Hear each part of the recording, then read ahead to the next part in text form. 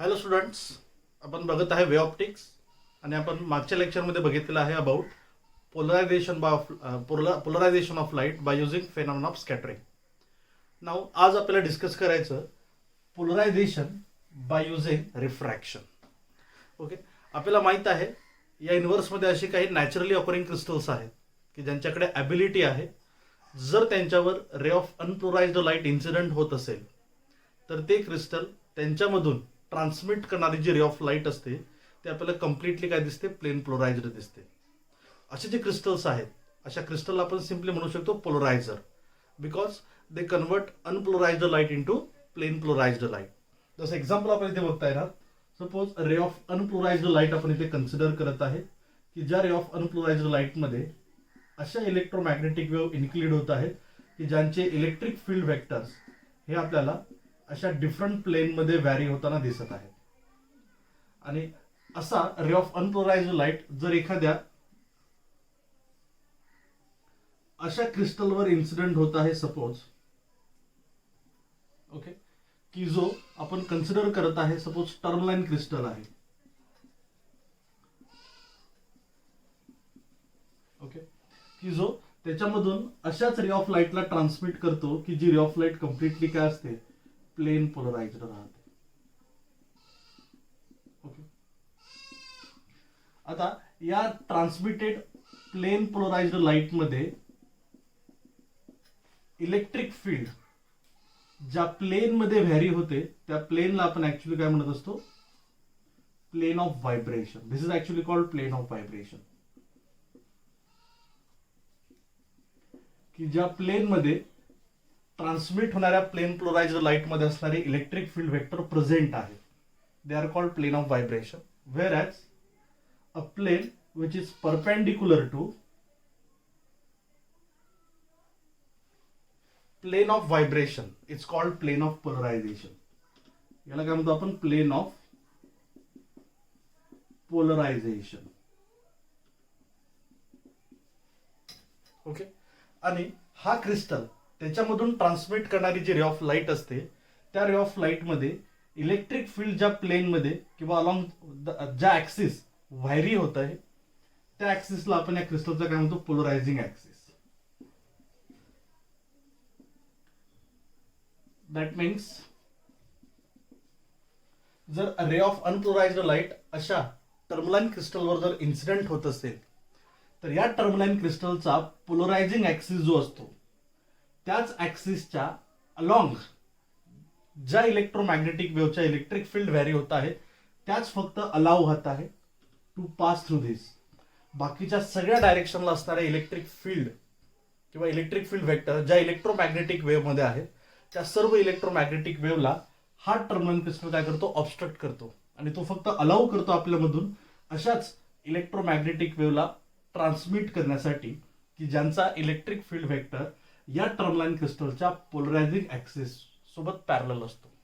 Okay, त्यामुळे त्याला आपण ऍक्च्युअली काय म्हणतो, पोलरायझिंग ऍक्सिस. त्यामुळे कुठलाही पोलरायझर जर असेल तर तो पोलरायझर आपल्यामधून इलेक्ट्रोमॅग्नेटिक वेव्हला ट्रान्समिट करताना अशाच इलेक्ट्रोमॅग्नेटिक वेव्ह तो फक्त अलाव करतो पास होण्यासाठी की ज्या इलेक्ट्रोमॅग्नेटिक वेव्ह मध्ये असणारी इलेक्ट्रिक फील्ड वेक्टर त्याच्या पोलरायझिंग ऍक्सिसला कशी असते, पॅरलल असतो किंवा कोइन्साइड करते. Okay, this is called polarizer. कळलं सगळ्यांना? आणि इथे आपल्याला बघता येणार की आपण या अनपोलराइज्ड रे ऑफ लाईटला कन्वर्ट करत आहे प्लेन पोलराइज्ड लाईट मध्ये due to the phenomenon of refraction. This phenomenon is called polarization of light by using refraction. कळलं? ओके.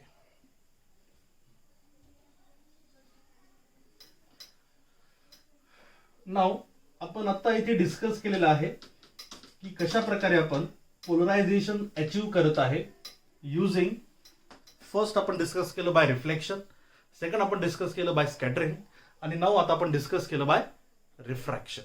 ओके, मग आता जर आपण अनपोलराइज्ड लाईटला कन्वर्ट करत असेल प्लेन पोलराइज्ड लाईटमध्ये तर त्या लाईटमध्ये काय चेंजेस होत आहेत ड्यू टू पोलरायझेशन ते पण इथे आपण डिस्कस करणार आहे. दॅट इज इथे आपल्याला बघता येणार effect of polarization. Okay, now due to polarization what are the changes occurred in ray of light. Ray of light मध्ये काय चेंजेस होत आहेत ते चेंजेस इथे आपल्याला डिस्कस करता येतील. त्यासाठी आपण सपोज ऍझ्युम करत आहे, लक्ष द्या इकडे, एक अनपोलराइज्ड रे ऑफ लाईट आहे अशी, की ज्या अनपोलराइज्ड रे ऑफ लाईट मध्ये खूप साऱ्या इलेक्ट्रोमॅग्नेटिक वेव्ह एक्झिस्ट करत आहेत आणि त्या प्रत्येक इलेक्ट्रोमॅग्नेटिक वेव्हचा इलेक्ट्रिक फील्ड वेक्टर हा वेगवेगळ्या प्लेनमध्ये आपल्याला काय दिसतो, व्हॅरी होताना दिसत आहे. या अनपोलराइज्ड लाईट मध्ये अशाही काही इलेक्ट्रोमॅग्नेटिक वेव्ह आहेत की ज्या इलेक्ट्रोमॅग्नेटिक वेव्हचा इलेक्ट्रिक फील्ड वेक्टर हा व्हॅरी होत आहे हॉरिझॉन्टल डायरेक्शनला. अशाही इलेक्ट्रोमॅग्नेटिक वेव्ह आहेत की ज्यांचा इलेक्ट्रिक फील्ड वेक्टर व्हॅरी होत आहे व्हर्टिकल डायरेक्शनला. अशा इलेक्ट्रोमॅग्नेटिक वेव्ह आहेत की ज्यांचा इलेक्ट्रिक फील्ड वेक्टर व्हॅरी होत आहे अलॉंग द गिव्हन डायरेक्शन. अशा वेगवेगळ्या डायरेक्शनला इलेक्ट्रिक फील्ड वेक्टर व्हॅरी होणाऱ्या इलेक्ट्रोमॅग्नेटिक वेव्ह कशामध्ये एक्झिस्ट करत आहेत, या रे ऑफ लाईट मध्ये एक्झिस्ट करत आहेत. म्हणून हिला काय म्हणतो आपण, अनपोलराइज्ड रे ऑफ लाईट. आता अशी अनपोलराइज्ड रे ऑफ लाईट जर इन्सिडेंट होत असेल पोलरायझरवर, तर आपल्याला माहित आहे पोलरायझर काय करत आहे, आपल्यामधून अशा इलेक्ट्रोमॅग्नेटिक वेव्हला अलाउ करत आहे टू पास की ज्या इलेक्ट्रोमॅग्नेटिक वेव्ह मध्ये असणारा इलेक्ट्रिक फील्ड वेक्टर त्याच्या पोलरायझिंग ऍक्सिसला कसा राहतो, पॅरलल. जसं आपण इथे सपोज कन्सिडर करू, एक पोलरायझर आपण घेतला सपोज हा,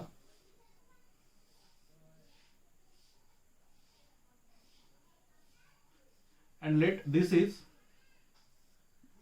the polarizing axis of polarizer.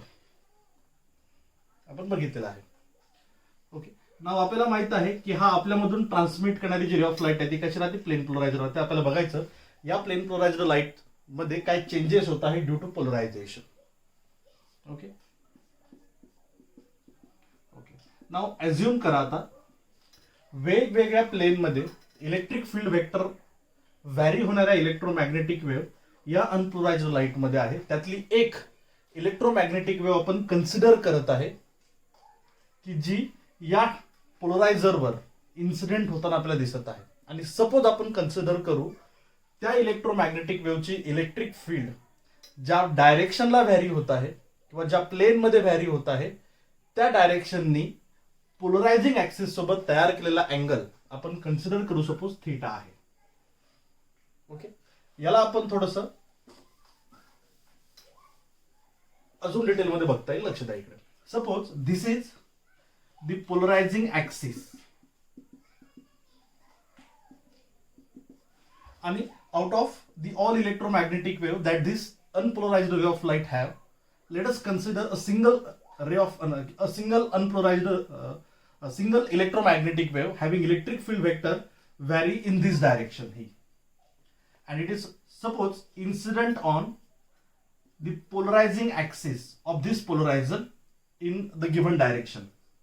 Okay, आलं लक्षात. इथे आपण कन्सिडर करत आहे की ज्या डायरेक्शनला या इलेक्ट्रोमॅग्नेटिक वेव्हचा इलेक्ट्रिक फील्ड वेक्टर व्हॅरी होत आहे त्या डायरेक्शनने पोलरायझर सोबत तयार केलेला अँगल आपण इथे काय कन्सिडर केला, पोलरायझिंग ऍक्सिस सोबत तयार केलेला अँगल काय कन्सिडर केला, थीटा आहे. लेट हा जो अनपोलराइज्ड रे ऑफ लाईट आहे, या अनपोलराइज्ड रे ऑफ लाईट मध्ये ही जी इलेक्ट्रोमॅग्नेटिक वेव्ह इन्सिडेंट होत आहे या पोलरायझरवर, या अनपोलराइज्ड रे ऑफ लाईटचा या इलेक्ट्रोमॅग्नेटिक वेव्हचा अँप्लिट्यूड आपण सपोज कन्सिडर करू ई नॉट आहे. याचा अँप्लिट्यूड काय घेतला आपण, ई नॉट. त्यामुळे आपल्याला माहित आहे की या इलेक्ट्रोमॅग्नेटिक वेव्हची इंटेन्सिटी ही काय होणार, I naught, which is directly proportional to square of amplitude. हे रिलेशन आपल्याला ऑसिलेशन मध्ये डिस्कस करायचं डिटेलमध्ये. त्यामुळे intensity is always directly proportional to square of amplitude, हे फक्त लक्षात ठेवा. That is E naught intensity असणारी एक इलेक्ट्रोमॅग्नेटिक वेव्ह ही आपल्याला या पोलरायझरवर इन्सिडेंट होताना दिसत आहे, ज्या पोलरायझरचा पोलरायझिंग ऍक्सिस आणि डायरेक्शन ऑफ इलेक्ट्रिक फील्ड यांच्यामध्ये असणारा अँगल हा किती घेतला आपण, थीटा. त्यामुळे आता हा पोलरायझर आपल्यामधून या ई नॉट पैकी किती इलेक्ट्रिक फील्ड वेक्टरला अलाउ करत आहे पास होण्यासाठी ते इथे आपल्याला बघायचं. तर तुम्हाला माहित आहे, सपोज आपण इमॅजिन करत आहे की हे जे गॅप्स आपण कन्सिडर करताय between the fingers, they are considered as the polarizing axis. याला काय म्हणू शकतो आपण, पोलरायझिंग ऍक्सिस.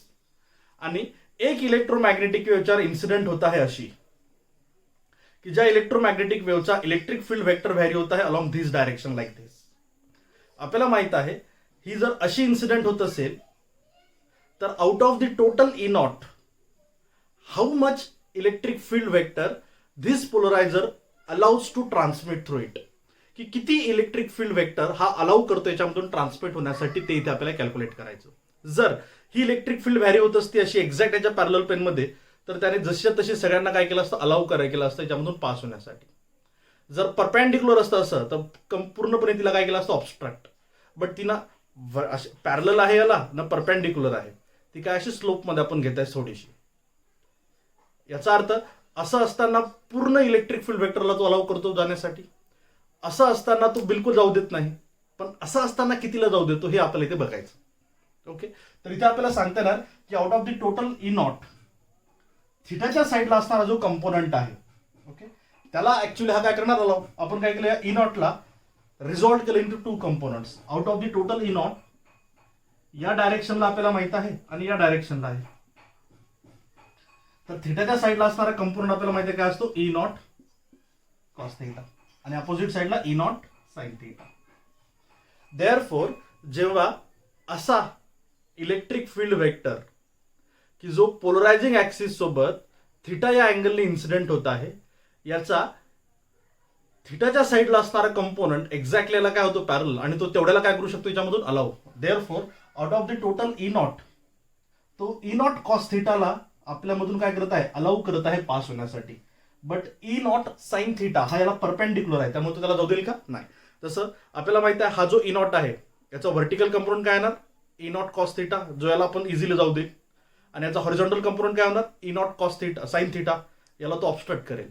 त्यामुळे out of the total E not तो आपल्यामधून कितीला अलाउ करत आहे पास होण्यासाठी E naught cos theta.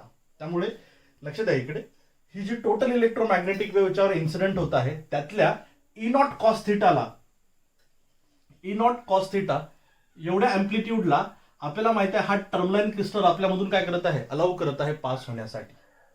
Okay, therefore याच्यामधून ट्रान्समिट होणाऱ्या त्या प्लेन पोलराइज्ड लाईटची अँप्लिट्यूड किती होईल आता E naught cos theta. Right, this is the amplitude. हे त्या एका इलेक्ट्रोमॅग्नेटिक वेव्ह जिचा अँप्लिट्यूड याच्यावर इन्सिडेंट करण्या अगोदर किती होतं ई नॉट, पण जेव्हा ती याला पार करत आहे याच्यामधून ट्रान्समिट होत आहे तेव्हा आता त्याच एका इलेक्ट्रोमॅग्नेटिक वेव्हचा अँप्लिट्यूड किती राहत आहे ई नॉट कॉस थिटा राहत आहे. ओके, आणि लेट आपण कन्सिडर करू की याच्यामधून ट्रान्समिट होणाऱ्या त्या इलेक्ट्रोमॅग्नेटिक वेव्हचं अँप्लिट्यूड हे जे ई नॉट कॉस थिटा आहे याला आपण नाव देऊ suppose E, which is equal to E naught cos theta. Okay, आपल्याला माहित आहे इन्सिडेंट होणारा लाईटचा अँप्लिट्यूड किती आहे ई नॉट, याच्यामधून ट्रान्समिट होणाऱ्या त्या इलेक्ट्रोमॅग्नेटिक वेव्हची आता अँप्लिट्यूड किती होत आहे ई, जे आपण कन्सिडर केलं ई नॉट कॉस थिटा एवढा आहे. राईट, नाव आता आपल्याला माहित आहे इंटेन्सिटी ऑफ ट्रान्समिटेड लाईट. जसं आपल्याला माहित आहे intensity of incident light is directly proportional to amplitude of incident light, whereas intensity of transmitted light is also directly proportional to amplitude of transmitted light. Therefore we can write I naught upon I will be equal to E naught square upon E square. Okay, now या इक्वेशनला आपण काय केलं square केलं, squaring both side. Okay, आपल्याला काय मिळत आहे बघा E square equal to E naught square cos square theta. Now E square किंवा याला आपण लिहू शकतो मग E square upon E naught square is equal to cos square theta. And from this equation आपल्याला माहित आहे E square upon E naught square is ultimately equals to what? I upon I naught, which is equal to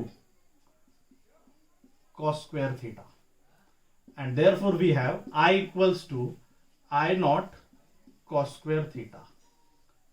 Okay, इथे लक्ष द्या आता, this is the intensity of plain polarized light which is transmitted through polarizer. I naught. This is the intensity of incident unpolarized light which is incident upon this tourmaline crystal. Okay, यांच्यामध्ये relation आहे. Now आता आपल्याला माहित आहे की हा जो unpolarised light याच्यावर इन्सिडेंट झाला त्यातली एक इलेक्ट्रोमॅग्नेटिक वेव्ह आपण कन्सिडर केली की जी थीटा या अँगलनी टर्मलाइन क्रिस्टलवर इन्सिडेंट होत आहे. नाउ आपल्याला माहित आहे द व्हॅल्यूज ऑफ थीटा, कारण आपल्याला माहित आहे की याच्यामध्ये अशाही काही इलेक्ट्रोमॅग्नेटिक वेव्ह विचार आहेत की ज्या इलेक्ट्रोमॅग्नेटिक वेव्हच्या इलेक्ट्रिक फील्डने या पोलरायझिंग ऍक्सिस सोबत तयार केलेला अँगल किती आहे? 90 आहे. अशाही काही इलेक्ट्रोमॅग्नेटिक वेव्ह आहे, जसं आपल्याला माहित आहे की हा पोलरायझिंग ऍक्सिस आहे, आपण त्यातली एक इलेक्ट्रोमॅग्नेटिक वेव्ह कन्सिडर केली जी थीटा अँगलने पडत आहे. तर इन्सिडेंट होणाऱ्या अनपोलराइज्ड लाईटमध्ये अशाही इलेक्ट्रोमॅग्नेटिक वेव्ह आहेत की ज्यांनी पोलरायझिंग ऍक्सिस सोबत 90 डिग्री अँगल तयार केला. अशाही काही आहेत की ज्यांनी 0 अँगल तयार केला, पॅरलल असणाऱ्या पण आहेत. याचा अर्थ व्हॉट आपल्याला काय सांगता येणार? या अनपोलराइज्ड लाईटमध्ये अशा इलेक्ट्रोमॅग्नेटिक वेव्ह एक्झिस्ट करत आहेत की ज्या इलेक्ट्रोमॅग्नेटिक वेव्हनी या पोलरायझिंग ऍक्सिस सोबत तयार केलेला अँगल हा 0 पासून तर किती असू शकतो? 180. म्हणजे 0 to 180 एवढा अँगल पोलरायझिंग ऍक्सिस सोबत तयार करणाऱ्या इलेक्ट्रिक फील्ड व्हेक्टर असणाऱ्या इलेक्ट्रोमॅग्नेटिक वेव्ह या अनपोलराइज्ड लाईट मध्ये आहेत आणि त्या सगळ्या याच्यावर पडत आहेत. आपण त्यातले फक्त एकासाठी हे डिराईव्ह केलं. याचा अर्थ जनरली जर आपण इथे जर विचार केला तर व्हॅल्यू ऑफ थीटा ही काय होत आहे? 0 to 180 होत आहे. काय लक्षात? त्यामुळे एंटायर जो अनपोलराइज्ड लाईट याच्यावर इन्सिडेंट होत आहे त्या लाईटसाठी या थीटाची व्हॅल्यू 0 पासून किती आहे? 180 पर्यंत आहे. जर आपल्याला एंटायर लाईट जो याच्यामधून ट्रान्समिट होत आहे त्याची इंटेन्सिटी जर कॅल्क्युलेट करायची असेल तर आपल्याला या थीटाची 0 पासून 180 पर्यंत असणारी काय घ्यावं लागेल? Average value. आणि तुम्हाला माहित आहे the value of cos square theta, या कॉस स्क्वेअर थीटाची ऍव्हरेज व्हॅल्यू लक्षात इकडे 0 पासून 180 पर्यंत ही ऑलवेज किती राहते? 1/2 आहे. This is the average value of cos square theta for the values of theta between 0 to 180. म्हणून आपण या कॉस स्क्वेअर टोटली आपण जनरली जर विचार केला तर आपल्याला सांगता येणार the total intensity of transmitted light through this tourmaline crystal I will always be equal to the total intensity of unpolarized light incident upon it. आणि या cos square theta ची ऍव्हरेज व्हॅल्यू आपण घेतलेली आहे किती? 1/2. Therefore यावरून आपल्याला सांगता येणार due to polarization of light intensity of light reduces to half. त्यामुळे जेव्हा एखादा अनपोलराइज्ड लाईट हा प्लेन पोलराइज्ड लाईट मध्ये कन्वर्ट होतो तेव्हा त्याची इंटेन्सिटी एक्झॅक्टली काय होते? हाफ होत आहे. आता इथं ऑब्व्हियस आपल्याला सांगता येणार का?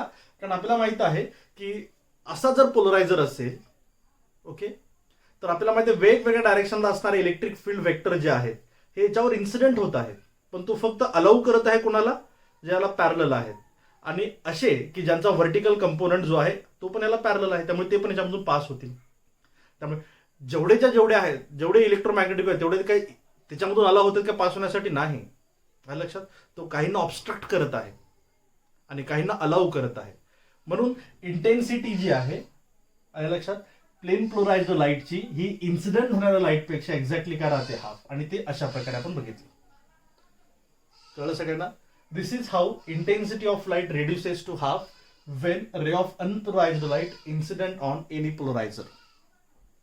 कळलं सगळ्यांना?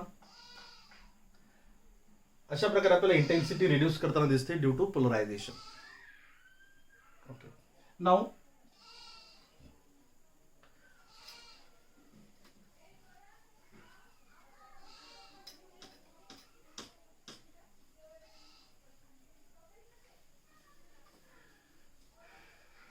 नेक्स्ट पॉइंट इथे आपल्याला डिस्कस करायचा आता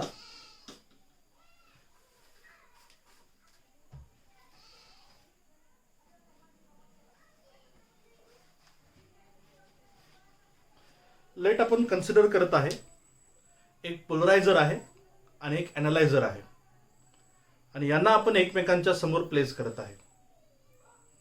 ओके ठीक आहे, आपण बाकीच्या नंतर बघूच.